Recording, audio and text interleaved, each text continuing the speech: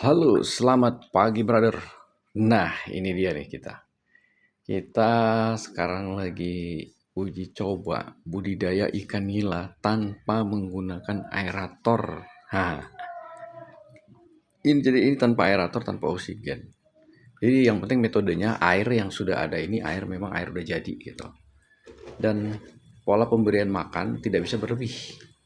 Jadi beda dengan kita menggunakan aerator, mau nggak mau. Jadi bedanya kawan-kawan, apabila kita menggunakan aerator, itu bisa tebar padat, bisa menggunakan 100 ekor dalam setiap kubik air. Nah, kalau kita tanpa oksigen seperti ini, kita paling dalam setiap kubik air itu kita mungkin bisa separuhnya lah gitu. Atau mungkin hanya 30 ekor atau sampai 50 ekor lah gitu kan. Dan pemberian pakan juga kita tidak bisa terlalu berlebihan gitu. Kenapa? Karena kita berharap air ini penguraian senyawa organiknya bisa terjadi secara alamiah kawan-kawan. Tapi untuk dari segi kesehatan ikan, saya pikir ini teman-teman bisa lihat sendiri. Kita coba kasih makan. Tuh. Ya. Tuh. Kita coba kasih makan. Ya, tuh. Ya. Makannya tetap lahap ya, walaupun ini saya belum sempat beli pelet. Jadi yang dikasih makan tuh makan kucing. Makanan kucing tuh lihat. Ya, coba kita lihat sebelah sana kawan-kawan. Tuh.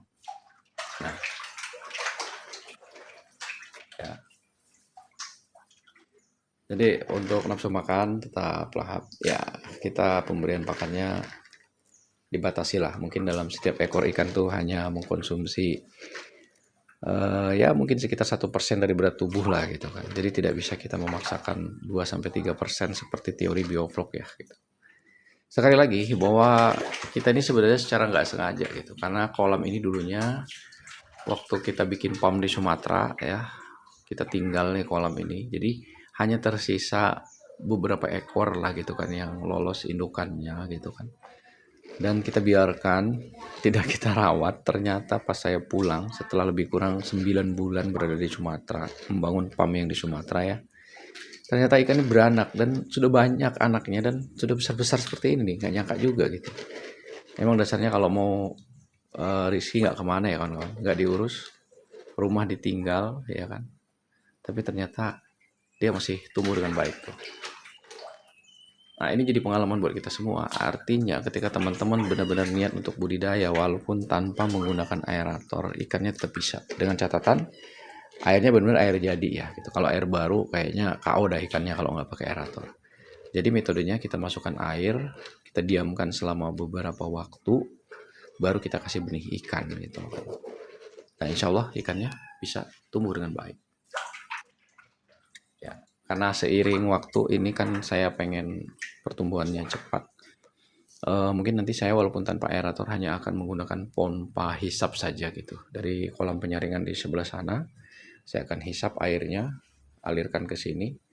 Jadi walaupun tidak maksimal ya tanpa aerator, jadi ikan ini tetap masih bisa tumbuh dengan baik ya gitu. Oke kawan-kawan, demikian konten hari ini. Semoga menjadi inspirasi. Artinya kita tetap berbuat apapun itu dengan segala keterbatasan.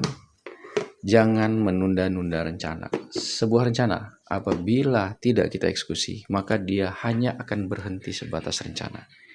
Segala sesuatu harus dimulai dengan keberanian. Belum bisa membuat lokasi yang luas, lokasi kecil pun nggak apa-apa. Yang penting kita sudah memulai, karena dari memulai tersebut kita minimal bisa menemukan hal-hal yang mungkin selama ini tidak terbayangkan oleh kita.